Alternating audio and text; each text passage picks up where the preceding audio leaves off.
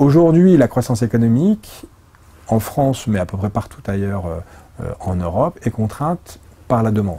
C'est-à-dire que les chefs d'entreprise, lorsqu'on les questionne et qu'on leur demande pourquoi vous ne produisez pas plus aujourd'hui, elles répondent massivement parce qu'elles ont des contraintes de demande.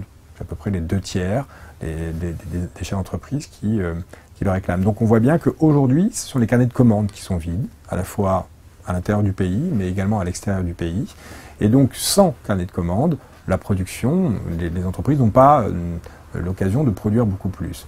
Et donc, il faudrait lever certains freins à cette demande qui est contrainte. Et la principale contrainte sur la demande aujourd'hui résulte de politiques d'austérité, augmentation d'impôts ou baisse des dépenses publiques, politiques qui sont surdimensionnées par rapport au contexte. Donc il ne s'agit pas de refaire des plans de relance, mais d'arrêter de peser massivement sur la demande des ménages.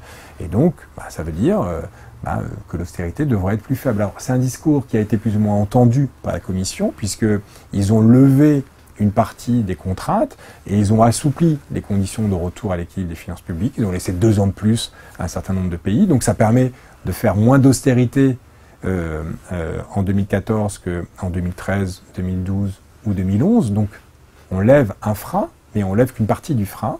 Et ce frein va encore enlever, selon nos calculs, 1,3 point de croissance à l'économie française. Donc vous voyez que quand on enlève autant de points de croissance, il est difficile d'avoir une reprise de l'activité. Donc il s'agirait sans doute de continuer dans cet assouplissement de la politique budgétaire. Alors encore une fois, pas aller dans des plans de relance, mais aller vers moins d'austérité, et surtout moins d'austérité synchronisée. C'est-à-dire que quand on fait tous en même temps, il n'y a plus de croissance nulle part. Et donc c'est sans doute ça la voie pour un rebond un peu plus ferme et un peu plus durable de la croissance économique.